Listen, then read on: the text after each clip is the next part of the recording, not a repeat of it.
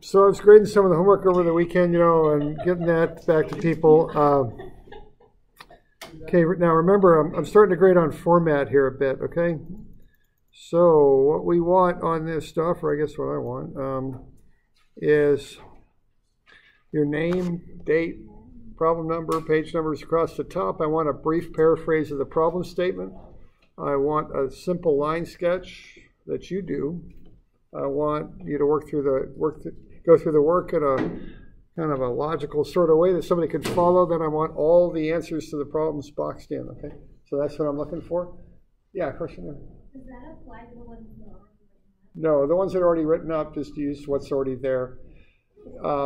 You know, I know you're busy, so I'm not trying to like overdo this, but I do want you to work out a number of them like this because, you know, there's reasons for this, okay? What are the reasons? Okay, the reasons are a few things. First, I want you to learn how to organize your work. That's a skill that an engineer needs, okay? I remember when I was a student, what I usually did was plunge right in and try and start running numbers right off the bat, and my work wasn't very organized. It was kind of scattered. And when you start in your professional life, that just doesn't work, okay? You can't do that. You've got to just back up a little bit, have a look at it, come up with a plan, and then execute the plan, okay? Now, what I'm trying to do is get you ready for when you go to work. And so I don't expect perfect results right now, but I want you to start working on it because it will pay off in the long haul, okay? That's the idea. You know, when you're getting paid 30, 40 bucks an hour, there's expectations for that. I can assure you of that. And if you're not meeting those, you're going to meet some resistance on that. You also need to organize your work and understand that you're writing it for somebody, okay? You're not just doing your homework, you're presenting it to somebody. And that's the case when you do design calculations. Someone might be looking those over and they got to know what the heck you're doing, okay?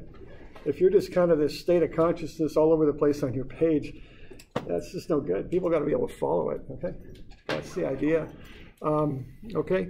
So I do want a problem statement and I do want a sketch, your own sketch. And if it's not a perfect sketch, I don't care. That's not the point. The point is to make the next sketch a little bit better than the one before and the one after that a little bit better. And by the time you're a senior and you've done 10,000 of these things, you're probably going to get good enough at it where you can be in the field and come up with a quick sketch and show it to somebody and they know what the heck you're doing. Okay, that's what I'm trying to accomplish here. The first steps on that path. Okay. So don't go for perfection. Just work at it. Make it legible. Make it professional as best you can. Put all the answers in a box. Okay. See, I'm grading 30 of these. I can't be hunting all over the page for the answers. I'm not going to do that.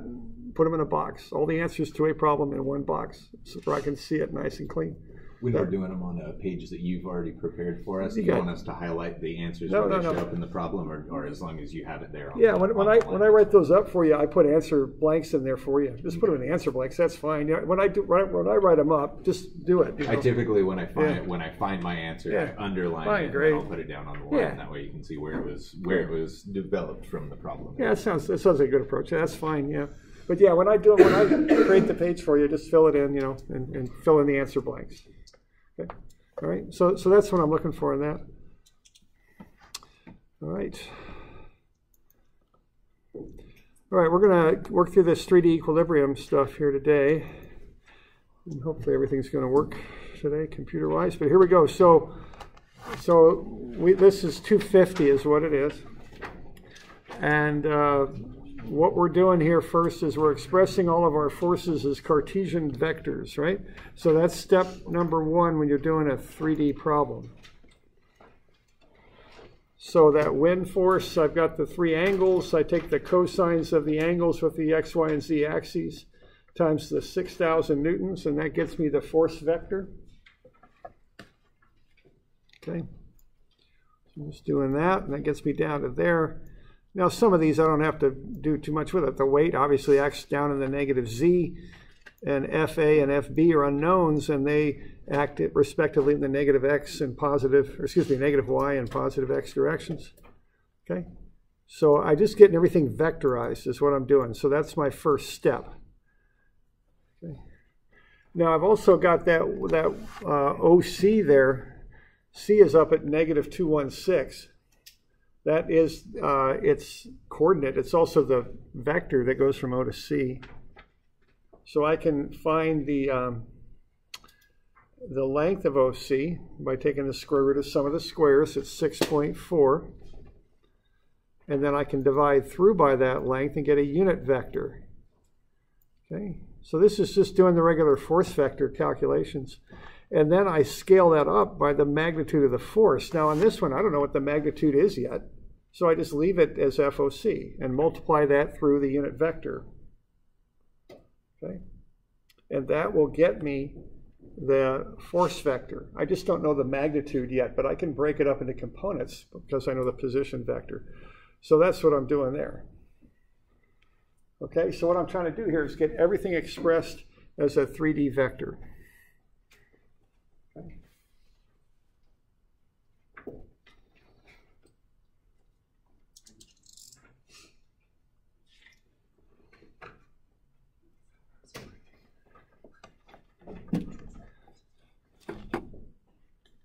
So you got any questions on that?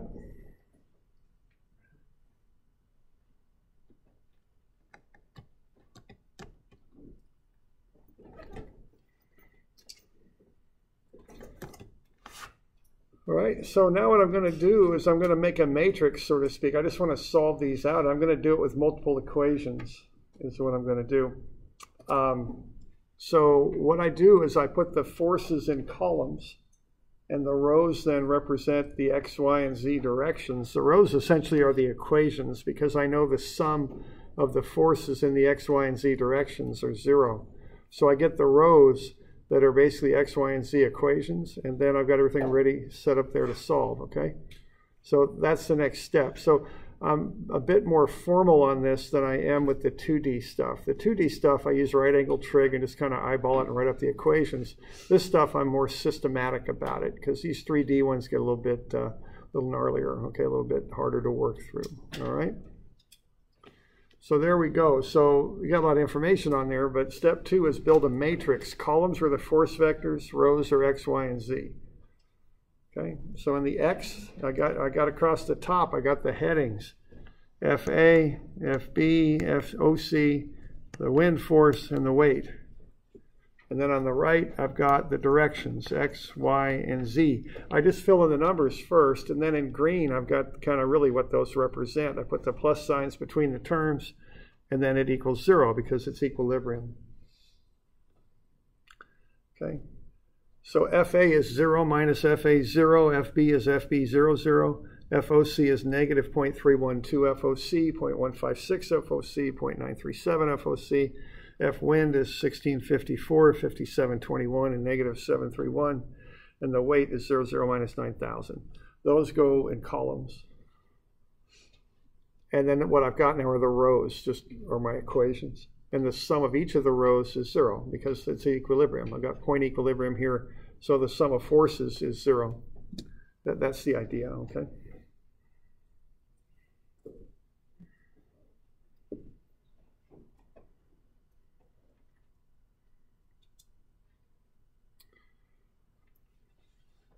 And then after you've got the matrix built, you solve it, okay?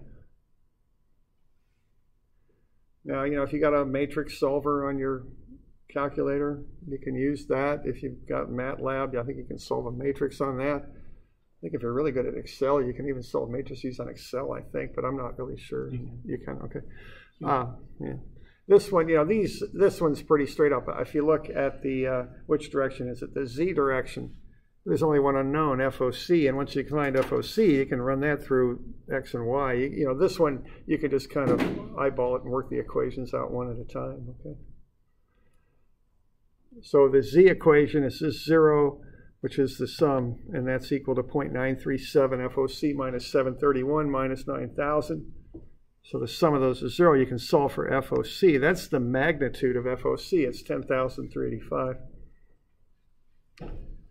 And then I can look at that. It looks like the Y equation. If I know what FOC is now, it's 10,385. The only unknown I got there is negative FA, so I can do the Y equation next.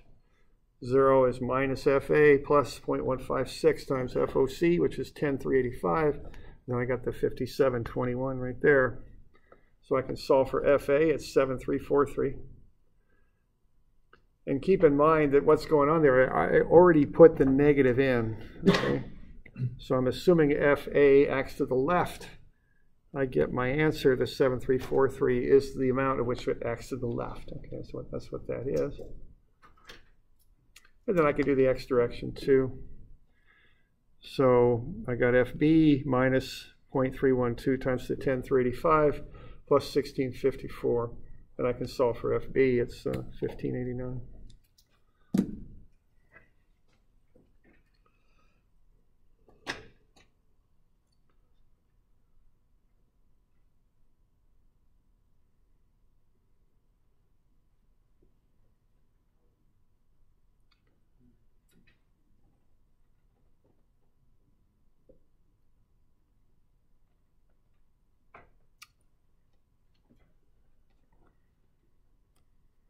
All right, so we okay with that? Put the forces in columns, run the rows. The rows are x, y, and z equations, and then solve it out. So what I've got then are the magnitudes of the three forces.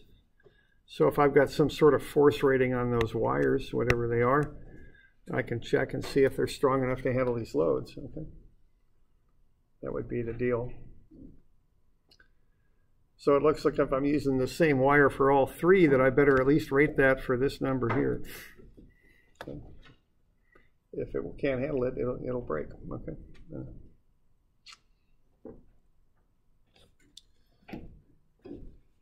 We're doing all right with that? Okay. So that's how we go ahead and do that. Okay.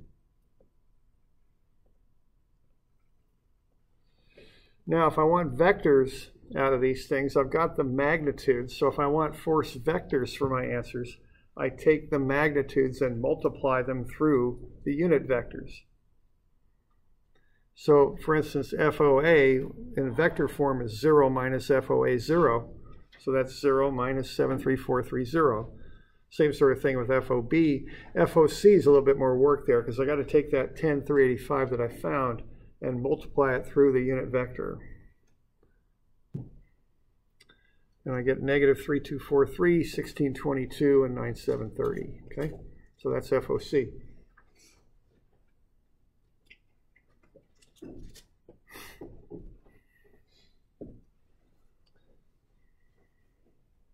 So that's how that one goes. So these are a little bit more work. So, you know, watch your negative signs. Just take a little bit of time and proceed through them carefully to, you know, to make sure you're getting to the right answer. Okay.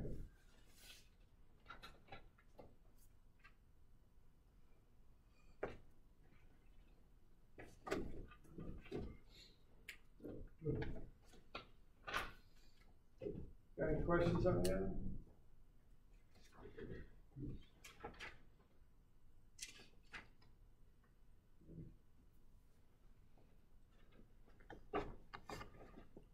So that's kind of the drill with that. It's kind of a set procedure to work through those.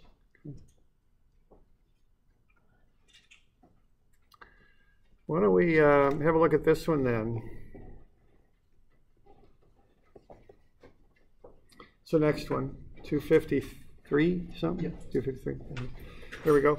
So let's say we've got these set of vectors. And let's see what we can do with that. Looks like we only got one force, F1, right? That's the only force that's pulling. And then we've got three supports, F4, F2, and F3. All right. So let's see what we can do with this thing. Let's find the forces in F4, F2, and F3. So why don't we start with the coordinate of F1? So what's that going to be? Again, let's be darn sure that you can read coordinates there, that you know you're comfortable with that, because 2, -3, 6. Yeah, so, you know, we want to be sure that that's a skill that you have, that you can do that. So we want a coordinate up there at the end. That's the coordinate up here at this point, whatever point that is up there, okay? So X, Y, Z, watch your signs as you go there. So that away, and that away, okay, is what's going on. So 2 minus 3, 6. Okay.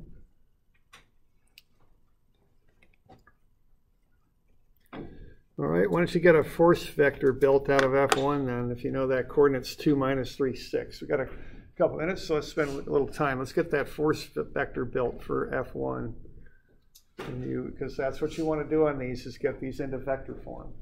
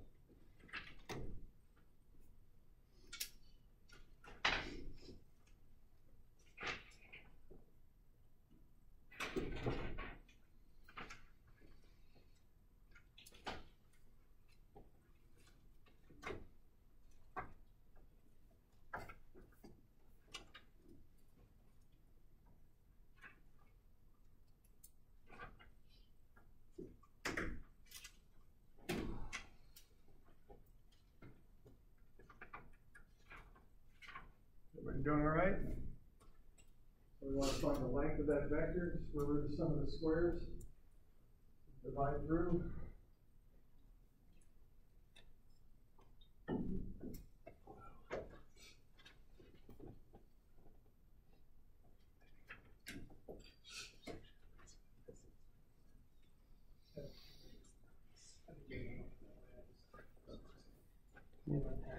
So get the length of the vector, divide it through, and get a unit vector, and then factor it up by 4,000. That's the drill on that. You want to get comfortable with that. Test and all that stuff.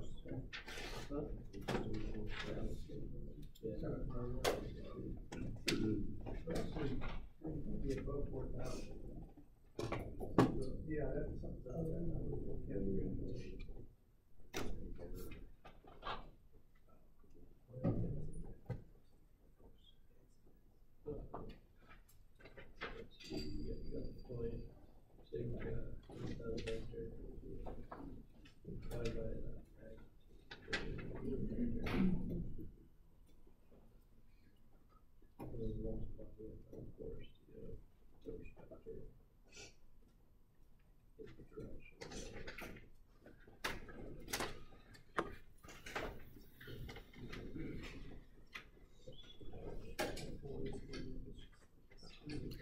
The length of the thing is 7 is what I got.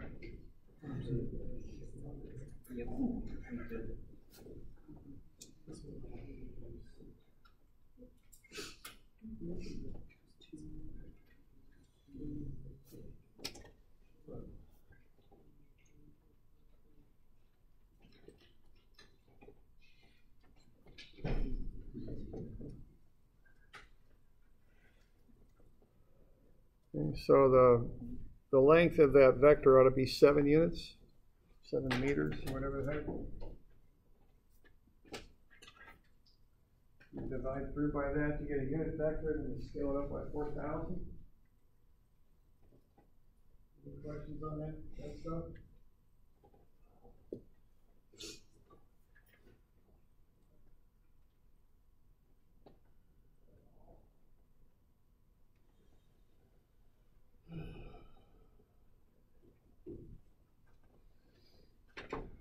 Okay.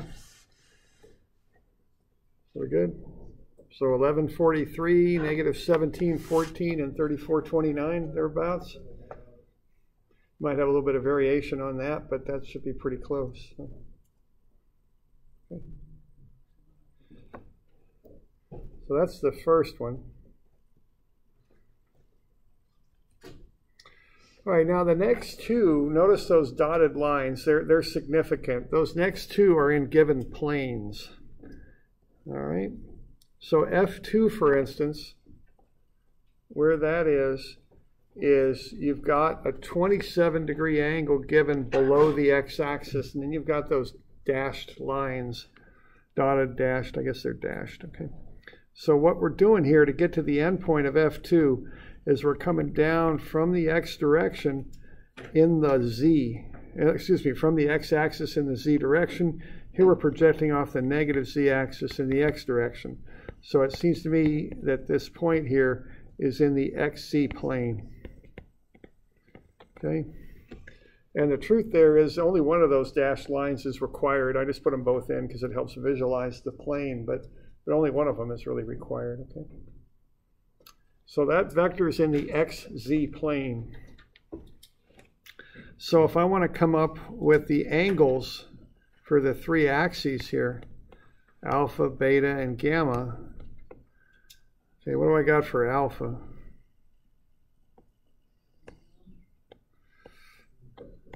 Yeah, it's 27. That's pretty much given. How about beta? What do I got for that? Okay, the cosine is 0. The angle is 90. The cosine of 90 will be 0. So yeah, so that angle there for beta is 90. Because what's up? You know, think of like the flat board here is the xz plane.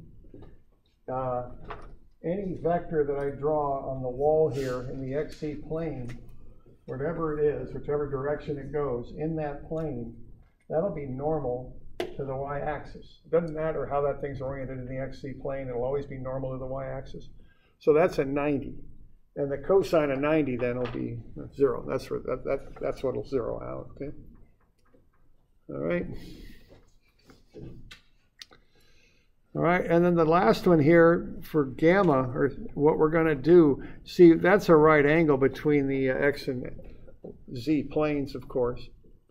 Now, the other thing is that that angle, which is in the xz plane, is coplanar with the 27 degrees. That means that you can add them together, and that'll have a meaning to add them together. If two angles are in different planes, you can't really add them up arithmetically and get anything that means anything. But if you're in the same plane, you can. So 27 and 90, that'll get me 117. Okay? And, you know, by habit here, what I want are the angles with the positive axes. So that's 117 angle with the positive z-axis. You could also use, what, a 63-degree angle, but you'd have to remember to do the negative of it when you took the cosine. So you could do it either way, but, you know, the systematic way is just always get the positive angles. Okay. So we okay with that stuff? Being able to knock those vectors out. All right. So that's kind of the deal with that. So F2 then will be whatever F2 is, and I don't know what it is yet, times cosine 27 for alpha, cosine of 90, which I just kind of worked out was 0. I mean, this is actually cosine 90, but I know that the y component will be 0 because the vector doesn't go in the y direction. See, there's no y component of it. And then I've got a cosine 117 for the z, for the z component. Okay, now I can use cosine 117. I can also use cosine 63 and put the negative out front. The negative's got to be out front though, because cosine of negative 63 is not equal to the negative cosine of 63. They're different. So if you're going to do it that way, get the negative out in front, not embedded in the angle, but out in front of the whole term. Okay.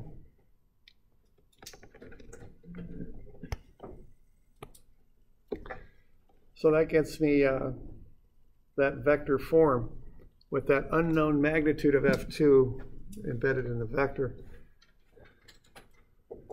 So once you find the F4 and F3 as vectors too. F4 is pretty straight up, I think. F3 is similar to F2. It's not the same, of course, but it's the same idea in how you go about calculating it.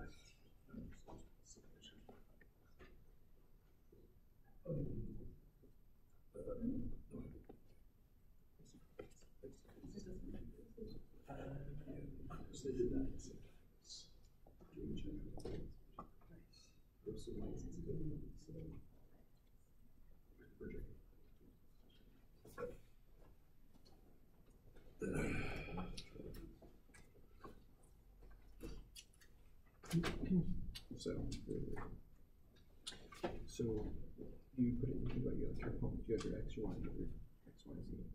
For your y component, because it's along the y-axis, there is no x. Doesn't matter what you get, just a 90 angle. So you take cosine of 90, you get 0. Well, that's just assuming that it's perfect. It tells these dotted lines mean it's perfect. And then with the y component, it's just the. Oh, you're looking at F3. Yeah, it's just. I was looking at F4. It's negative. We're supposed to do F3. F4 is. Any questions? F4 is just a 1. Okay, well, I jumped to F4. I was trying to figure out how to figure out those angles because I was like. Oh, it says direct line. It's along. Oh, it is along. Oh. Yeah, it's like it's projected in the x. So it's x. It's angles with z and didn't y. read the.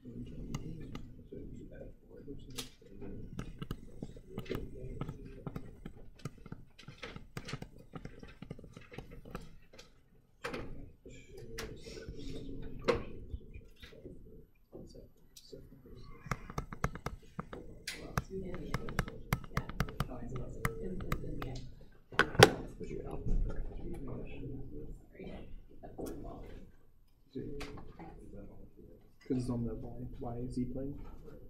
So it's cosine of 90 which is 0. So it's 0, 38, 20. Yeah, 0, 38, 120, and then you do cosine of each of those. But it's negative 38. But I just did positive. Makes it 360 minus 38, and the cosine of that, and it gets the same answer, 0.7.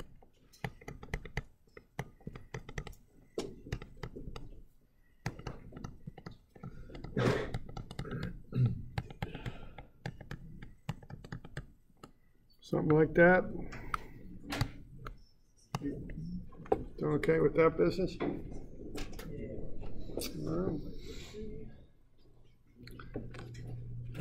Okay.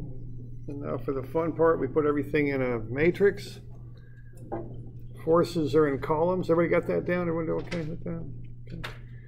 Forces in columns. The rows are the X, Y, and Z directions. So essentially the forces are in columns and the rows are the X, Y, and Z equations, because you know that everything has to add up to be 0. Okay. So what we want to do then is just get that all kind of plugged into a matrix, and then we can solve out the equations. Okay. So I guess I left F3 blank for you to be filling that in. Okay.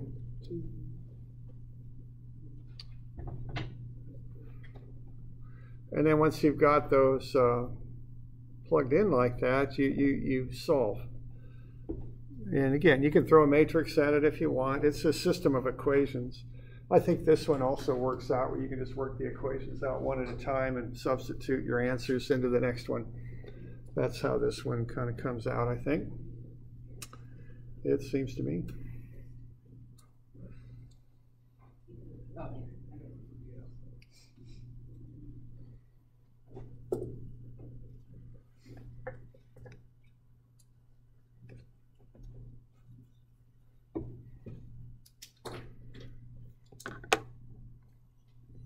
We got there 0, 7, 8, 8, and 6, 1, 6. All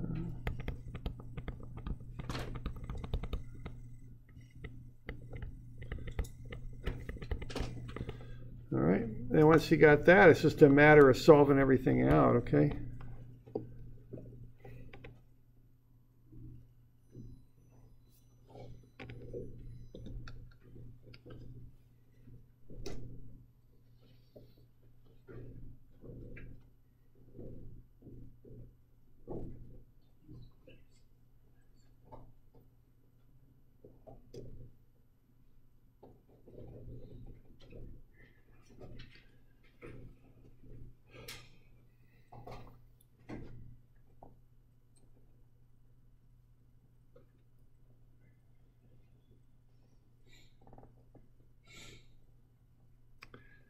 All right, so if you're going to just knock this thing out, what's the first equation to start with, do you think? Second one.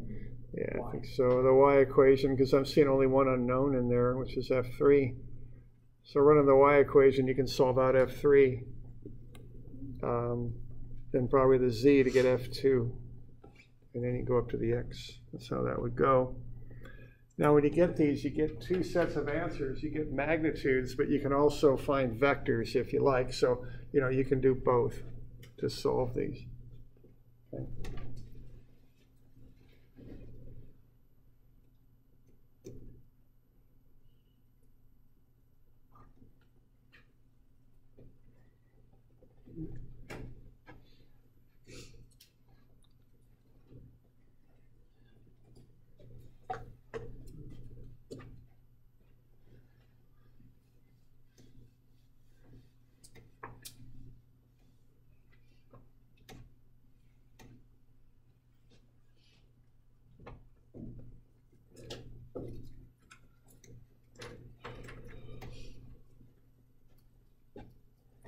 So you can solve those out and get the magnitudes, and once you got the magnitudes, you can run them back through and the unit vectors and get the force vectors if you like. So that's the approach on these 3D problems. That's how you do these point equilibrium problems.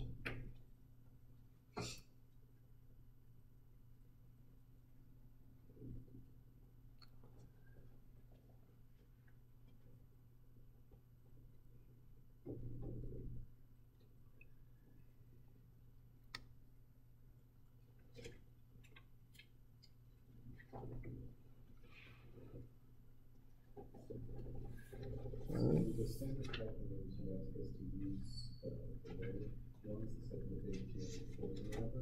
Yeah. Right.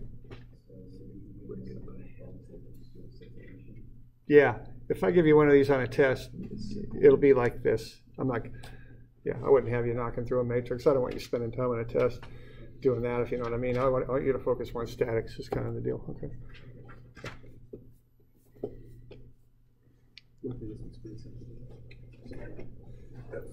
Okay, you got the matrix down there, and then here's the equations you go through, and it's just, yeah, just kind of cherry pick, find the first one, the y equations. You can get F3.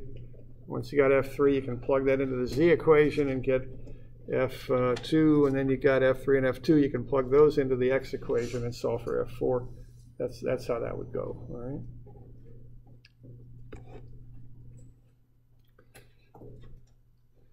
You got any questions on this stuff? Now we're approaching it.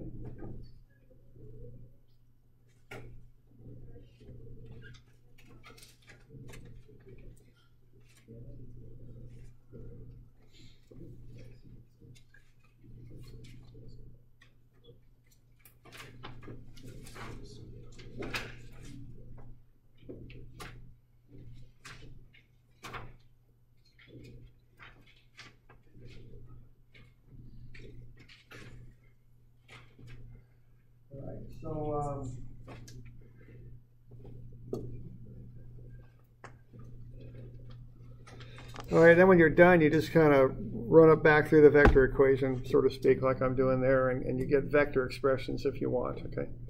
You get to that last step.